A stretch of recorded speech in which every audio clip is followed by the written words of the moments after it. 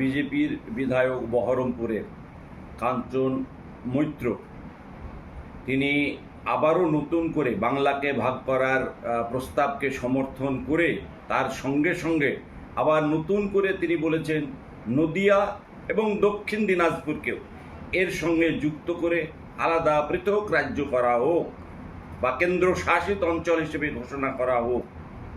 এই যে লালবাগের বিধায়ক গৌরীশঙ্কর ঘোষ তিনি যে প্রস্তাব করেছেন, পাশাপাশি বহরমপুরের বিধায়ক বিজেপির সেও একই রকম বক্তব্য রেখে তার সঙ্গে নতুন করে আবার সংযোজন করছেন আজকে যে নদিয়া এবং দক্ষিণ দিনাজপুরকেও এর সঙ্গে অন্তর্ভুক্ত করে আলাদা করে কেন্দ্রশাসিত অঞ্চল হিসেবে ঘোষণা করা হোক।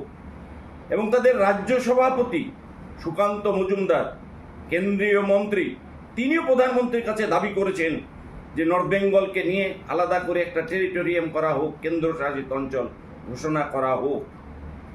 এইভাবে বিজেপির এক একজন নেতা নেত্রীরা যারা এইভাবে বাংলাকে ভাগ করার চক্রান্ত করছে, এই চক্রান্তের আমরা তীব্র বিরোধিতা করছি।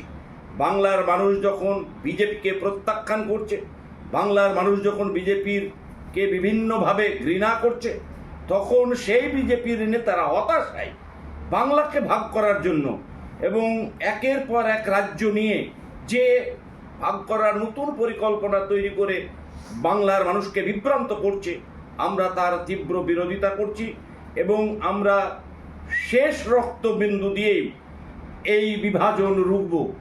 এটা আমাদের অঙ্গীকার। আমাদের নেত্রী মমতা বন্দ্যোপাধ্যায়, আমাদের সেনাপতি অভিষেক বন্দ্যোপাধ্যায় তিনি একইভাবে বাংলাকে ভাগ করার যে চক্রান্ত বিজেপি করছে তার বিরোধিতা করে তারাও বিভিন্নভাবে বক্তব্য রেখেছেন।